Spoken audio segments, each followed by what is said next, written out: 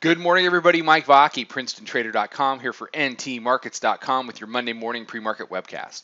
Okay, S&P 500 E-mini futures daily chart, and what we had on Friday was a crazy day. You had the negative reaction off the jobs report, came in less than expected, and the bulls spent the morning getting just destroyed. They took it from the area of the weekly pivot, monthly pivot, like 26.28, all the way down to uh, past 1900, down as low as 1883. What happened after that? They turn it around. They run it up higher. Um, you know, it's it's a situation where it was basically two separate days. You had the move lower, and once it climbed over the top of the we had a proprietary upper level in the area of 96, 97. Once it climbed above that area and stayed there and established that area as support, then the bulls pretty much had the all clear to squeeze the bears as far as they could, which they went ahead and did to the tune of another 40 handles. So you had the big move down. You had the reaction bounce, and then you had the squeeze. So the afternoon was basically the bulls handing it right back to the bears, and everybody. If you're a convicted trader, meaning if you have a bullish bent and you are just a short trader, or if you have if you have a bearish bent and you just short, or if you have a bullish bent and you just trade long, you had half a day that was great and half a day that was awful. Okay. Um, what we're seeing now is really important. In the overnight, we have seen the mid band, which comes into the area of 38.40.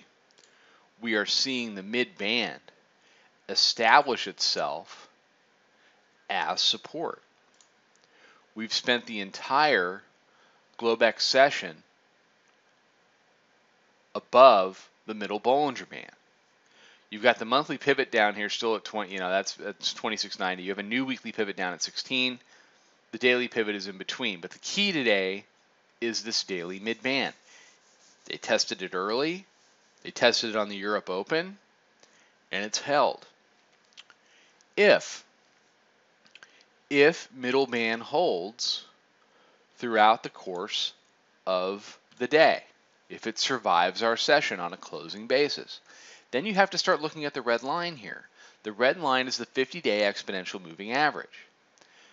The 50-day exponential moving average is where we stalled out on FOMC day. It's up at 77.63, and I would expect, if the mid-band remains support, I would expect it to get a test. What happens at that point, we'll see what there is to see. If the mid-band can't survive today, if it breaks and we close below it, then I would expect a test of down around 1916 to test this week's weekly pivot to see if, instead of being resistance, as it's been for the last few weeks, if the bulls can establish the weekly pivot as support after a test. If they can, then I would expect a much more two-sided week as the bulls make their way back up to the mid-band to see if they can get over it on a second attempt. The easiest thing for the bulls to do would be to simply keep price up above the mid-band all day today, and then continue what's turning into potentially a multi-day rally. Okay, what the bears want to do is get the mentality of the last couple weeks back, maybe have a morning high that gets rejected, and then push that back below the mid-band. But clearly, as we head into this morning, we are advantage bulls. All right, everybody have a fantastic day. Follow us on Twitter at Princeton Trader. Check out the website, PrincetonTrader.com. Come check out the chat room. Come take a trial with us. Lots of new people starting, tons to learn. We would love to meet you. If you trade this stuff, don't trade it by yourself. Come trade it with us. Join me Wednesday after the close. We're going to do for the weekly webinar.